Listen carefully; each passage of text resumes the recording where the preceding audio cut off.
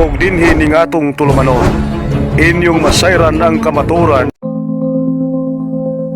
kay sa kamaturan.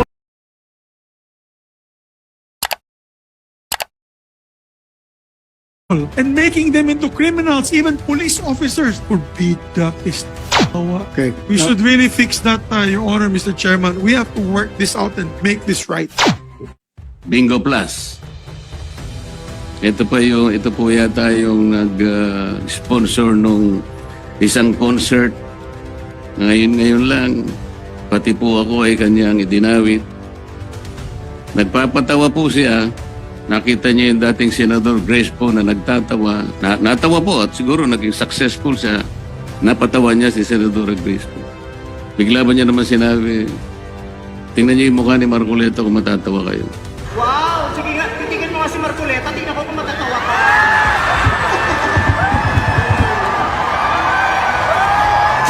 Napakawalang hiya nung tao na yun, Mr. Chair. Okay. Apektadong-apektado si Senador Marcoleta sa joke ni Vice Ganda. At yung concert ni Vice Ganda, sponsor pa na ng online gambling yon. At di na din nakapagpigil si Senador Zubiri sa malawak na epekto. At binanggit pa niya, ang dami na daw umanong adik sa scatter online gambling, lalo na sa Bukidnon. Tatalakayin natin ito mga kapatid dahil ang ating mga kaobispuhan sa Catholic Bishops' Conference of the Philippines ay naglabas ng opisyal na pahayag kaugnay sa online gambling. Ang sugal sa internet mga kapatid, hindi ito inosente. Ito ay sinadyang magiging kaakit-akit lalo na sa mga kabataan at mga pangkaraniwang taong bayan sa ating bansa. Madaling pasukin ang online gambling. Mabilis ang panalo, pero mabilis din ang pagkatalo.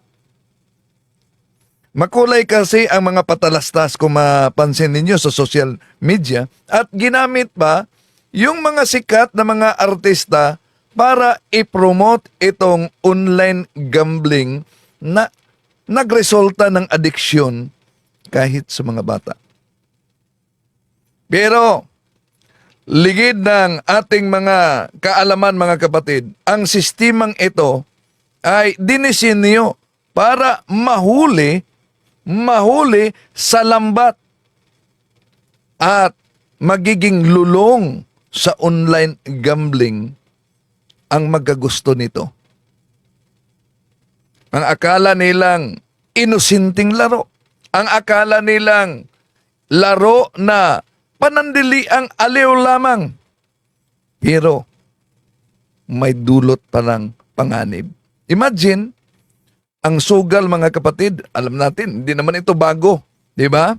Ngunit, kahit ang sugal ay hindi bago, may bagong mukha na ibinigay dito sa tinatawag na digital technology at naghatid ng isang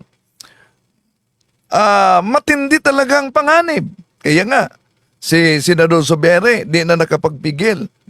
Napamura siya sa malawak na danyos nitong online gambling. Imagine, sa pamamagitan lamang ng smartphones, kaya nang pasukin kahit saan man yung sugalan. Pwede makapasok kahit bata o matanda. At itong online gambling, naging bukas ito 24 oras kada adlaw. 7 araw kada linggo. Isang pindot lang sa anumang online account o e-wallet ay sapat na para mawala sa isang tao ang lahat ng mga nakadepositong pera sa loob lamang ng isang saglit. Pero, alam nyo ba, meron ding pautang online sa sugal na ito. So, meron tayong katanungan diyan, busis ng masa mga kapatid, no? Pwede ninyong pindutin bilang busis ng masa. Ang tanong natin, nasa ating YouTube, pabor ba kayo na ipahinto sa pamahalaan ang scatter online gambling? So, pindutin nyo lang, yes or no. Ating tatalakayin ito, mga kapatid, welcome. At sa mga suking taga-subaybay natin ngayon, inaanyayahan natin, huwag kalimutan na pindutin ang like sa ating live at huwag ding kalimutang mag-subscribe at pindutin ang bell button para updated kayo, mag-comment at i-share ninyo. Kumusta sa lahat natin mga suking taga-subaybay? No? Welcome sila si Dioleto Lihay-Lihay. Posibleng magnakaw. Ating pakita muna yung comment bago natin tatalakayin ito mga kapatid. No? Sabi dito, posibleng magnakaw para makapag-online game. Kaya tama lang ipahinto at pabor ako. So, sa katanungan natin na pabor ba kayo na ipahinto sa pamahalaan ang scatter online gambling, 91% yes, 9% no. Okay, so si Sally Katayong, kapitbahay ko, silang mag-asawa na adik sa sugal na yan. Ngayon, sarado na ang tindahan nila. Naku po.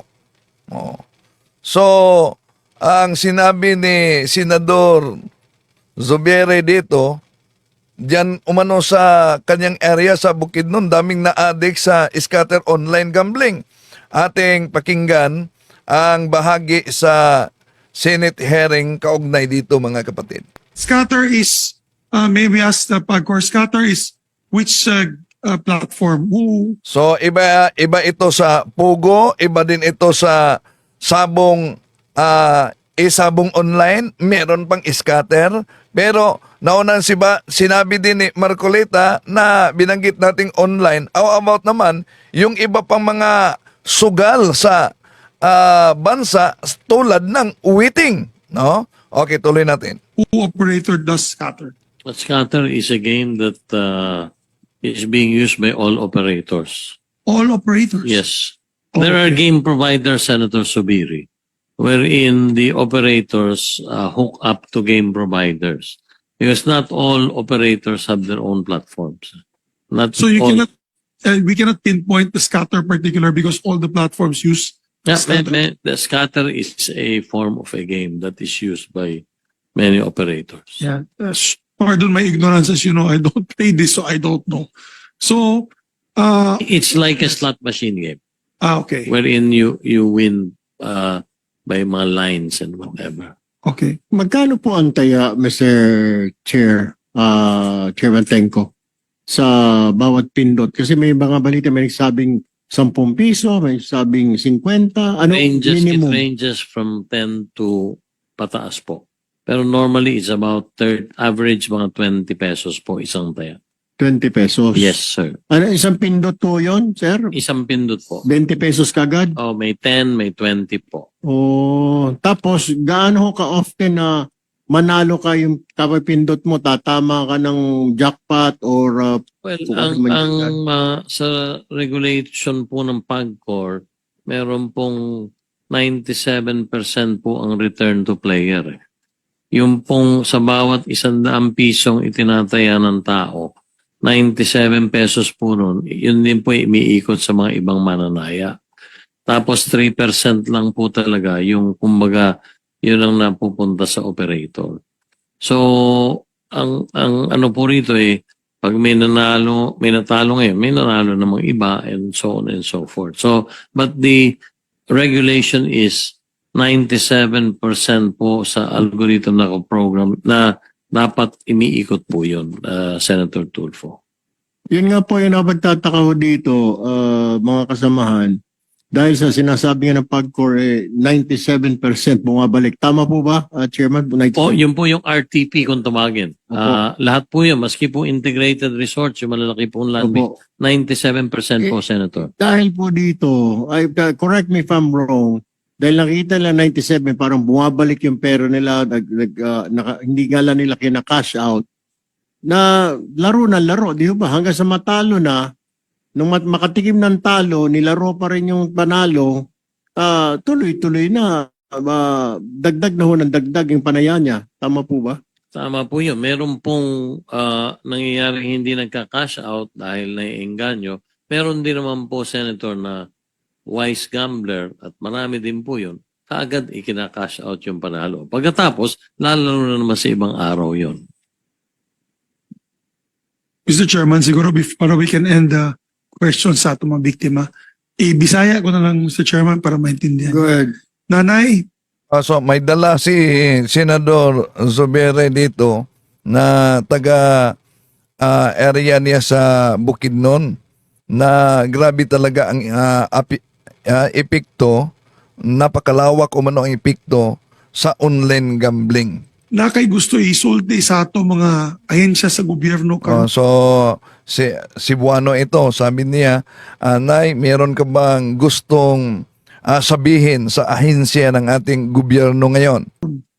Nagibati nimo karon sa imong kasing-kasing, no? Meron ba Na naramdaman mo ngayon sa iyong puso? kayong gustong sabihin sa kanila, nanay, na para matigil na hindi na mangyari sa nangyari sa anak mo?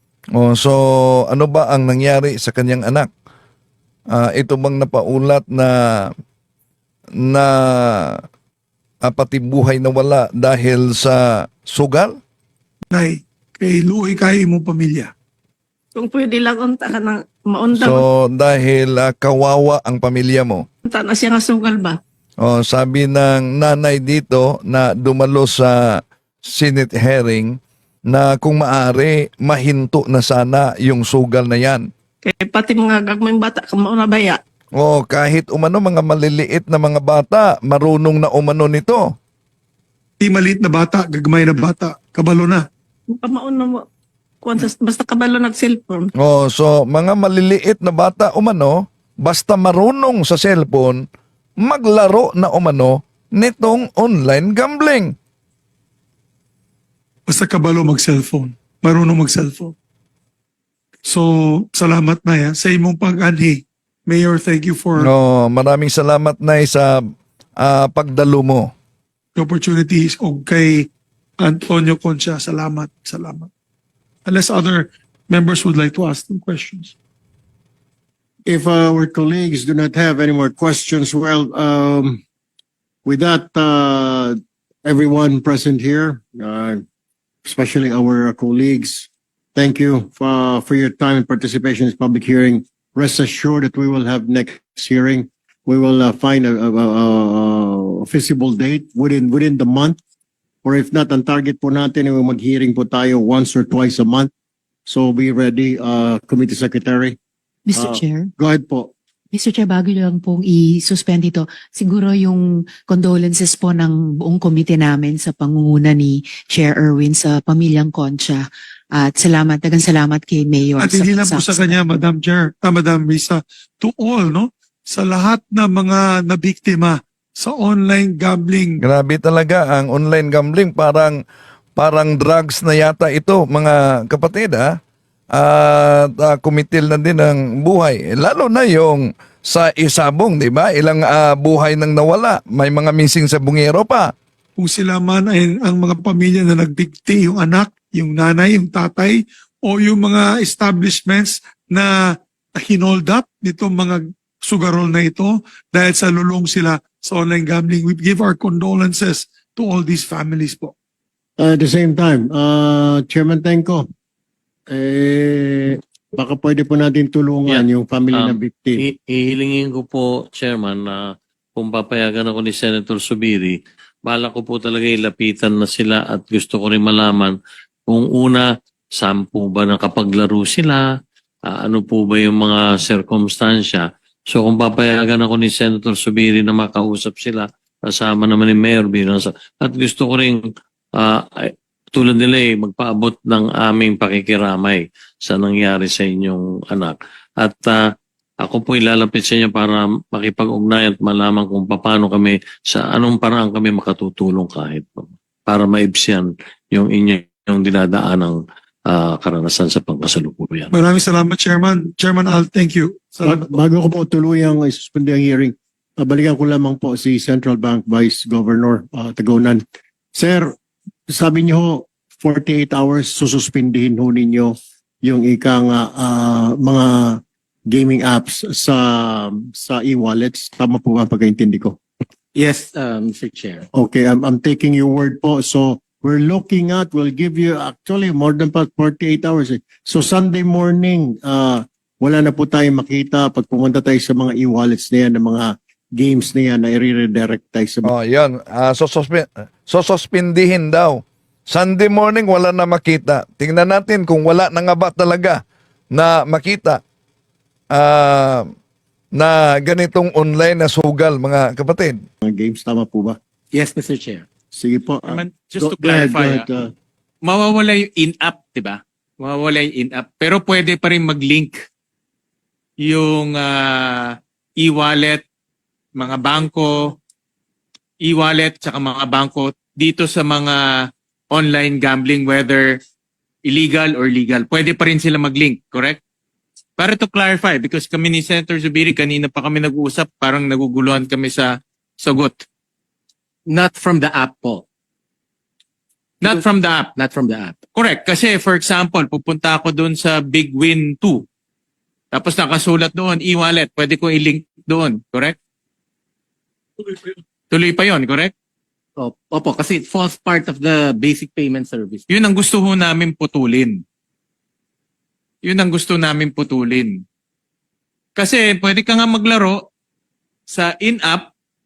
Ngayon, tatanggalin mo na yung in-app. Pero pagpasok mo doon sa yung, big win, pwede mo na i-link yung e-wallet mo. Pwede mo i-link yung bank account mo. Correct? Tama po ba? Can you use the mic para masar? From the video you showed, Mr. Chair, No, not only from the video, but moving forward. So para klaro, you're only banning the in-app capabilities. But the linking, pwede pa rin. the linking to online to licensed online gambling operators, yun po yung if they do it from the operator's side.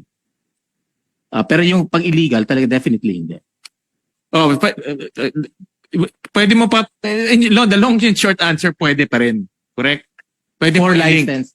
Yes, for license. Pero I demonstrated pati unlicensed pwede rin. Yun po yung surveillance. Kaya nga ang aming hinihiling sa inyo, license and license, wag nyo nang i-link. Kasi kagaya po nung narinig nating kwento, pag may GCash ka, papasok ka sa Big Win, pwede mo na i-link si GCash mo doon eh. Ganun rin yun. Ganun rin yun. Correct? Pwede mo pa rin gamitin yung GCash mo. At alam natin, marami sa ating mga simpleng kababayan, ang gamit ho nila ay GCash ngayon. Yes, may just add to Senator Gatchalian's, Mr. Chairman, questioning. Because my media, or I have a group chat with the media, and they're asking us to clarify. Kasi right now, lumalabas as Philippine Star, Inquirer, you're delinking the e-wallets to the online gaming or gambling platforms. Pero what you're only taking out pala is the app presented there. The in-app. In other words, pwede pa rin sila magsugal at gamitin yung e-wallets to pay. Correct? Sir? For the licensed gambling gaming operators. Yeah, because we don't want to provide false hopes for this. Because if all we know, yung nangyari po sa biktima, baka GE wallet din ang ginamit nun. Maybe we can ask Sir Antonio. Sir Antonio, yung binayad ba nila? Anong binayad nila? GCash? Paymaya? GCash po. Ayun, GCash. So let's make sure we don't provide false hope. Be clear with your instruction of the BSP. Because what ultimately we want is de-link.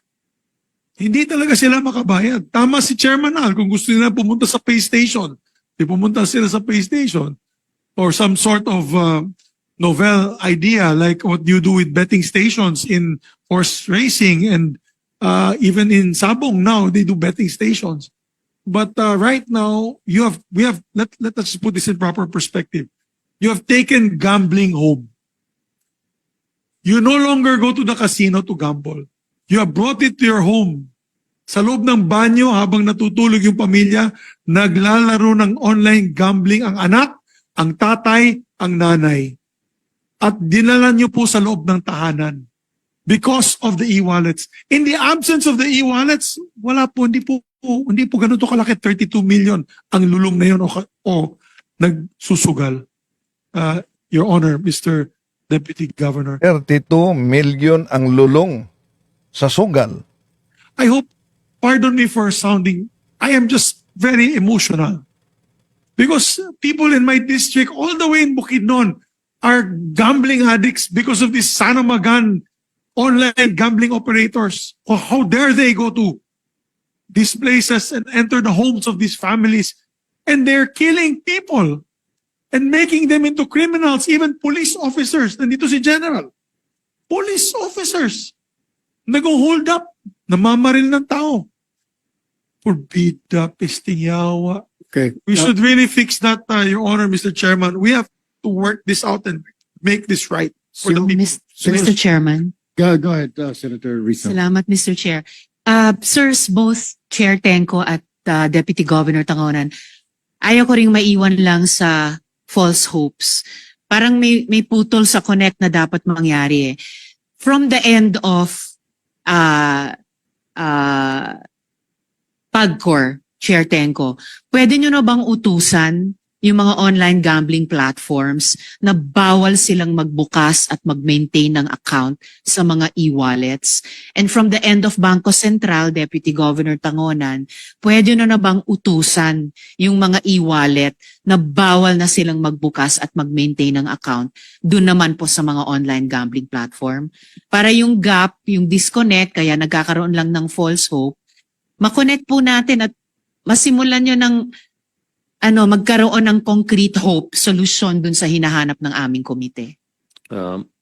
Senator Ontiveros, yung pong sa PAGCOR ay i-verify ko dahil ang alam ko po, maski ang BSP, ang ruling is any licensed operator, whether land-based or online, ay pwedeng makipagtransaksyon sa anumang uri ng pagbabayad na ginagamit ng BSP. So pati po yung solusyon galing sa PAGCOR, ang sagot nasa Bangko Sentral Opo, din. Okay po, so Deputy Governor Tangonan. So amin pong kailangan ayoko pong sumagot sa inyo rin. Sige po. Kung baka makasagot kayo, Deputy Governor Tangonan, sa aming komite, pwede nyo na bang utusan pareho yung mga e-wallet at yung mga online gambling platforms, bawal na silang magbukas at mag-maintain ng account sa isa't isa on pain of whatever penalty na pwede nyo nang ipato sa kanila ngayon pa lang, bago pa umabot dun sa deadline na sinasabi ni Chair na Sunday morning. We will coordinate with the PAGCOR po, and at the same time, yun pong talagang pag illegal po yung online gaming operators, yun, we can take immediate action kasi po illegal yun eh. Pero yung mga licensed po, yun po yung kailangan namin aralin. Although in our final policy that we're crafting, nandun naman po yung mga restrictions. Yes, sir. Limiting the use. I understand, Deputy Governor. Kaya alam mo kang pati yung restrictions hindi sumasapat. So baka po aside from coordinating with BSP, pwede nyo pong i-update ang komite through our chair. Ano po yung concrete steps, solution na po na pwede nyong simulang gawin until Sunday morning. Kasi kahit po yung, sige po, simulan nyo na sa mga illegal, pero kahit yung mga legal, they account for 40%. And hindi po maliit na percentage po yon. Salamat, Mr. Chair. Thank you Your very Honor, much. if I may recall, took a look at the case of Isabong. As soon as the May nagkomento dito. Basahin muna natin ang komento niya. No? Dami talagang nalulong sa online gambling. No? Sabi ni Marie Perez, good afternoon po, Bro Wendell. Pabor ako na matanggal ang scatter kasi ang anak ko ay laging naubos ang baon dahil dyan sa scatter na yan. Lulong na talaga, 4th year college na ngayon, sakit sa ulo. Oh. So, yun ang...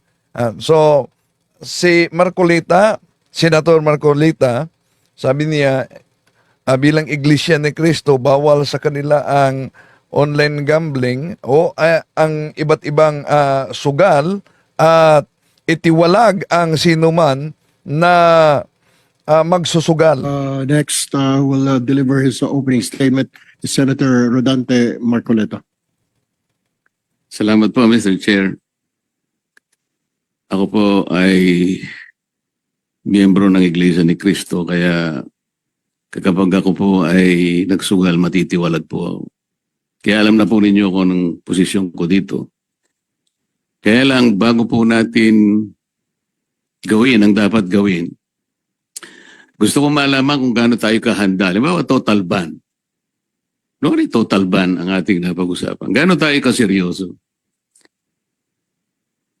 Kasi po, kunwari, yung online gambling platforms, naisara nating lahat. Eh, paano yung wetting? Ako po, grade 1 pa lang ako, may wetting na sa amin. Hanggang ngayon, nandun pa rin po. So, nagsasara tayo, pero bukas tayo sa iba. So, baka mamaya sabihin ng tao, hindi naman totoo. Hirap talaga isarado, lalo na pag may opisyal na protector sa gambling. Pinagsasabi ng mga senador na ito. Gusto ko mo, seryosohan. Gaano po tayo kaseryoso na gawin natin lahat to? Kasi po, tingnan ninyo,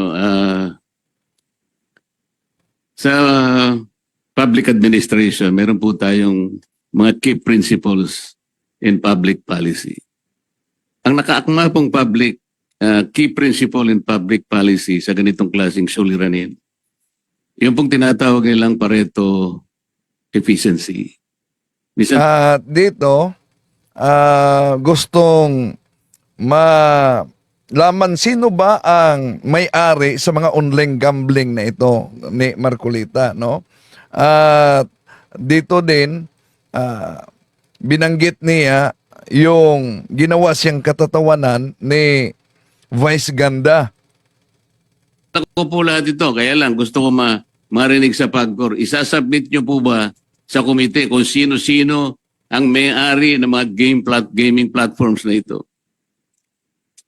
Mr. PAGCOR, can you make a commitment na isubmit po ninyo? Your Honor, we will submit the list and the beneficial owners of all the companies that not only you have mentioned but lahat na po yung kulang 70 lang po kasi may lisensya. Meron pong purely online lang, merong physical casino at meron ding online casino. Opo, Your Honor, amin pong isusumite ang dalawang uri ng pagmamayari na inyong tinatanong. Una po, yung sa land-based casinos, yun po yung tinatawag ng mga integrated resorts. So kung saan yun po ay may mga iba't ibang pag-aari din.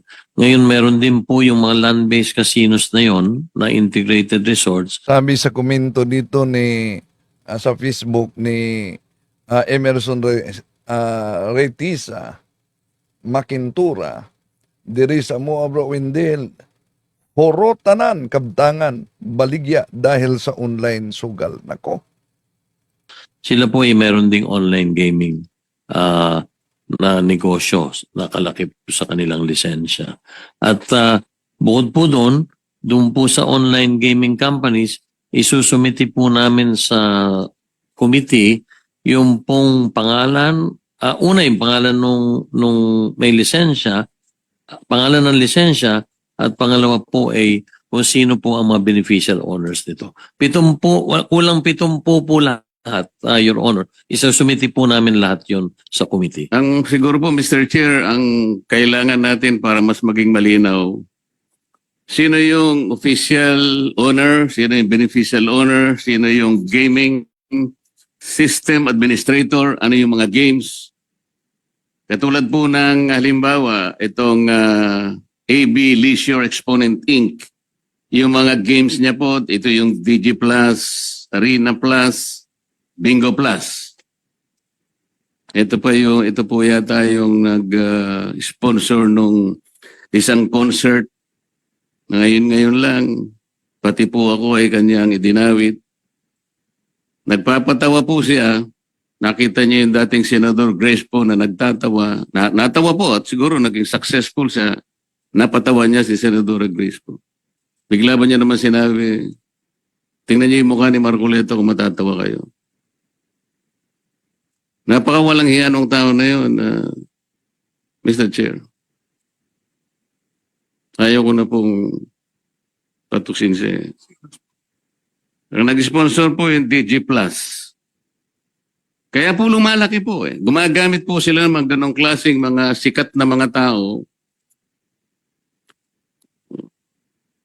So, alam ko po malaking pag-uusap ito, Mr. Chair. At alam ko, I think the PAGCOR and the DICT will be struggling to reinvent themselves kung paano ma-address ito. Halimbawa, mapag-usapan natin total ban. Paano kaya ang gagawin nila? Sa ngayon pa lang, Mr. Chair, I would suggest, kung nandito po yung representative ng BSP, na silang nagre-regulate po ng mga e-wallets.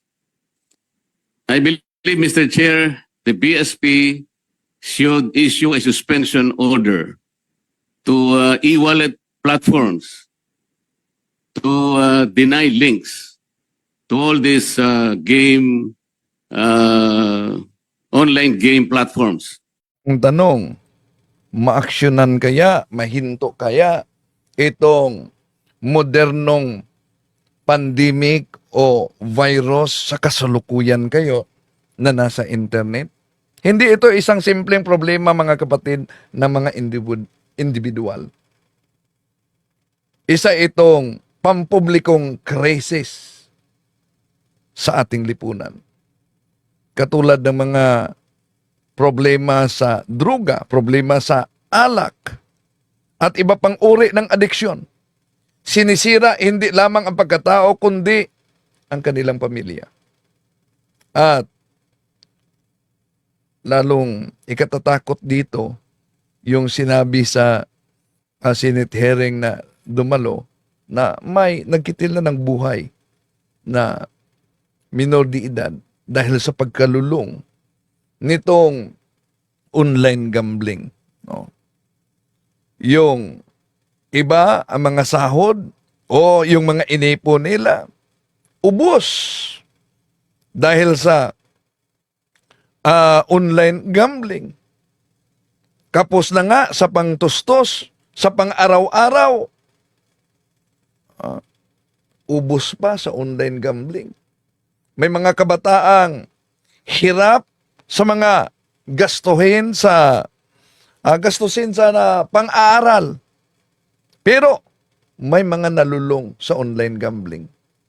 Sino kaya ang nakinabang nitong online gambling kung hindi ito mapigil ng gobyerno? Maraming salamat sa inyong pagsubaybay. Hanggang sa muli, ito inyong lingkod, Brad Wendell Talibong. Ug inyo nang nabati ang mga kamatuoran dinhi ning atong tulumanon. Kay sabay kamatuoran. Ako lang hinaot, kadaghang kamog nakatunan. Daghang salamat.